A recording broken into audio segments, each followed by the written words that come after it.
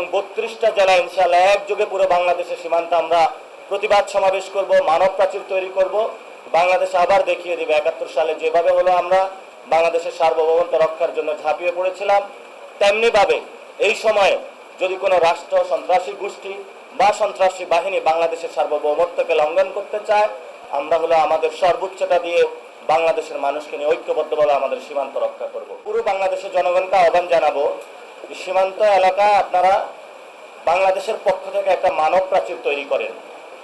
এই মানব প্রাচীর ভেদ করে যাতে ওই পার থেকে কোনো সন্ত্রাসী, স্মাগলিং অথবা যারা চোরাচালান করে বাংলাদেশের অভ্যন্তরে ঢুকে ক্রিমিনাল অ্যাক্টিভিটিস না করতে পারে, সেই ক্ষেত্রে আপনারা যথাযথ ভূমিকা নেবেন এবং আমরা আশা করব সরকার এই বিষয়ে উদ্যোগ নেবে।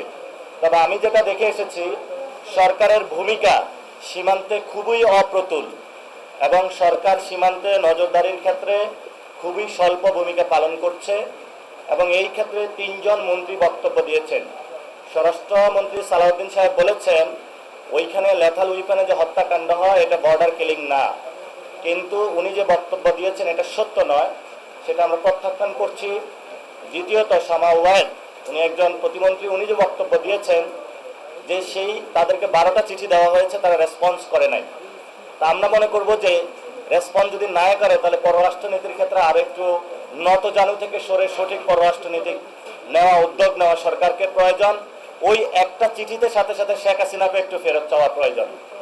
লাস্ট যিনি ডক্টর জাহেদ একটি বক্তব্য দিয়েছেন, সেখানে উনি বলেছেন সীমান্ত হত্যা ভারতের আভ্যন্তরীণ বিষয়।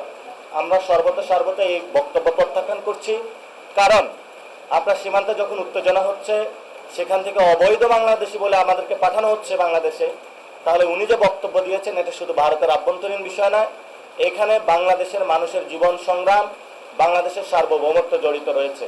আমরা সরকারকে বলবো দ্রুত উদ্যোগ নেওয়ার জন্য এবং 32টা জেলা ইনশাআল্লাহ একযোগে পুরো বাংলাদেশের সীমান্তে আমরা প্রতিবাদ সমাবেশ করব, মানব প্রাচীর তৈরি করব।